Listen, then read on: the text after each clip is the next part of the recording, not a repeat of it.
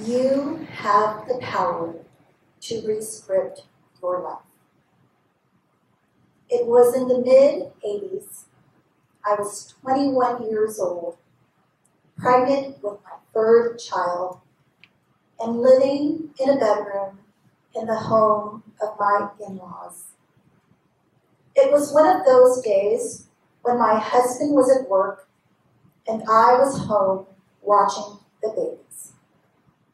It was a time when I felt like I was defeated, failed my life goals, and feeling like I was not going to amount to anything beyond being a college dropout, barefoot and pregnant, a baby-making machine.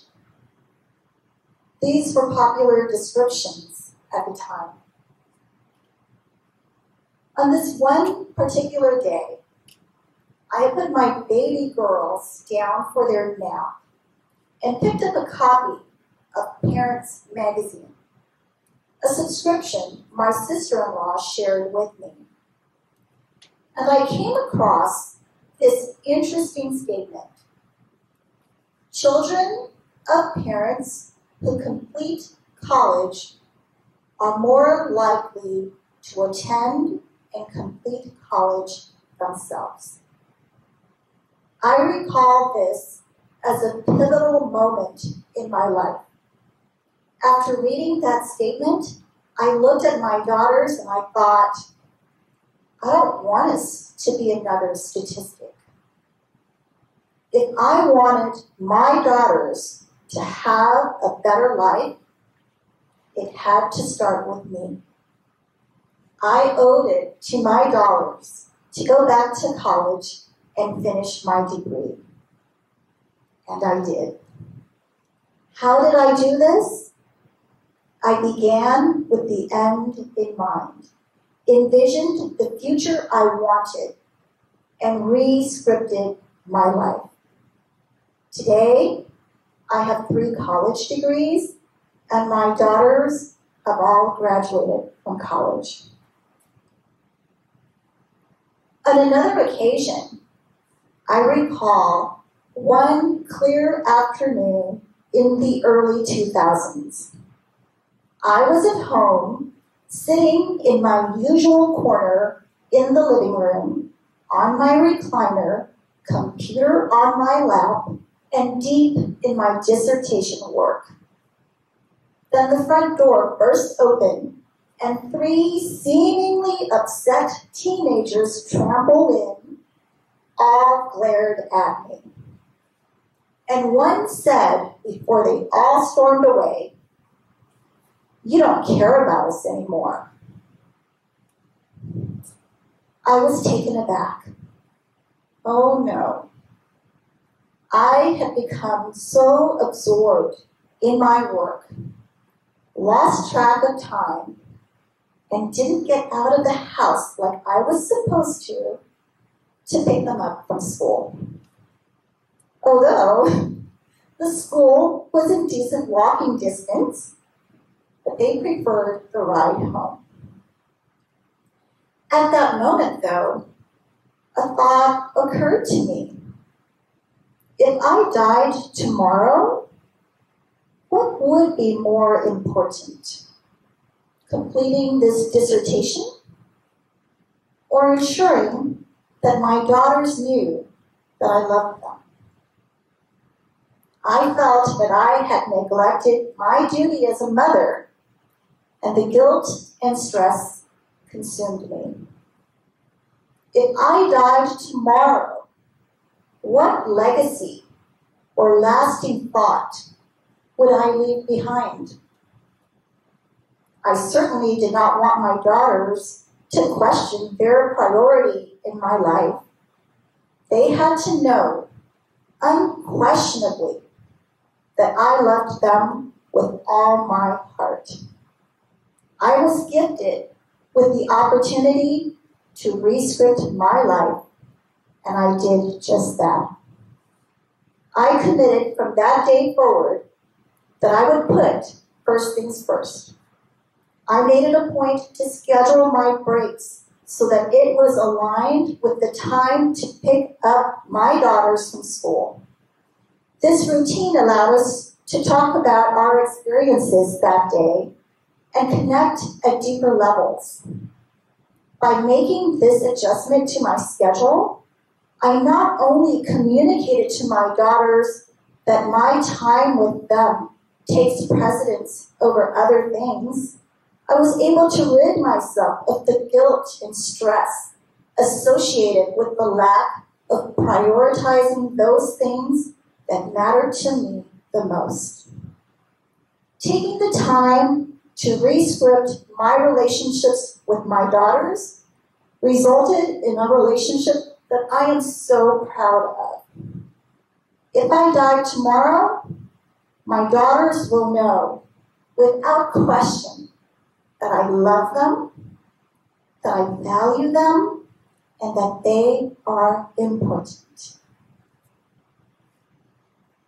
In the spring of 2009, I was transitioning between the loss of 3 very close family members and the welcoming of my first grandbaby.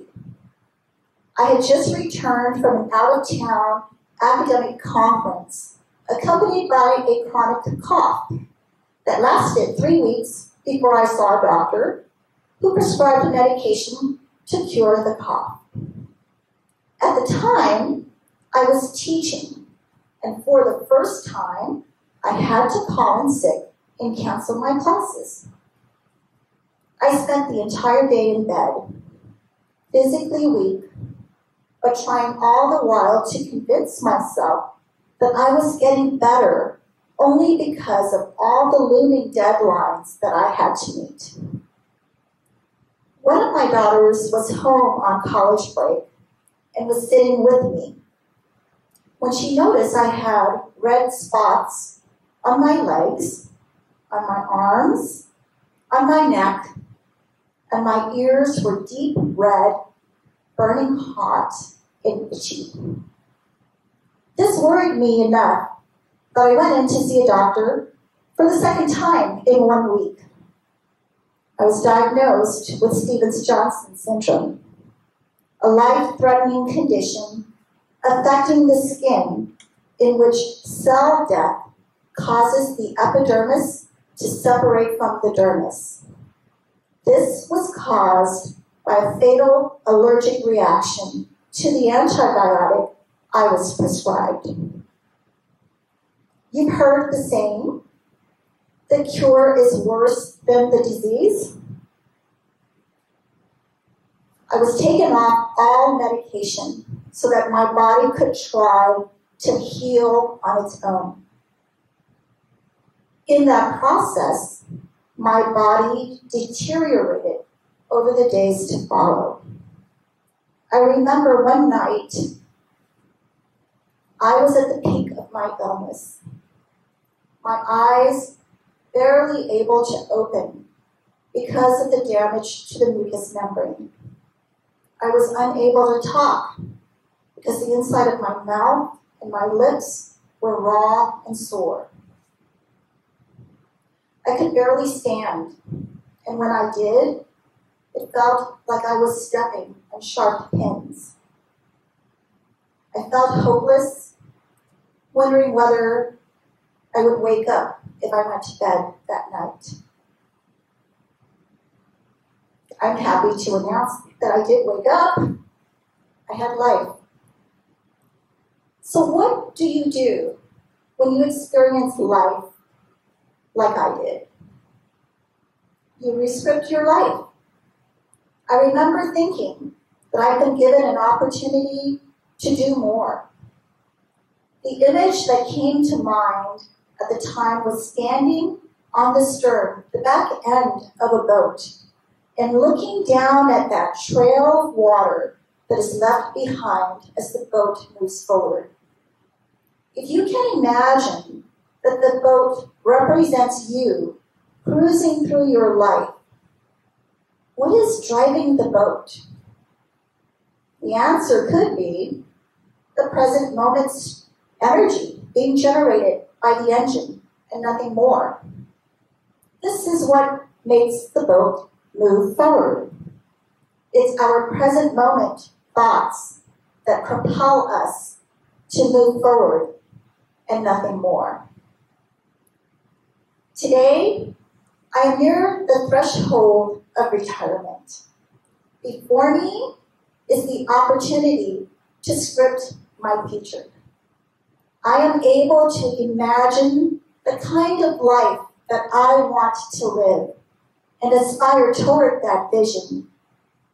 I have the liberty to identify the values that I want to resonate with me. So right here, right now, is my present. I am excited to script this next phase of my life. And you have the power to rescript your life as well. And you ought to start now. Thank you.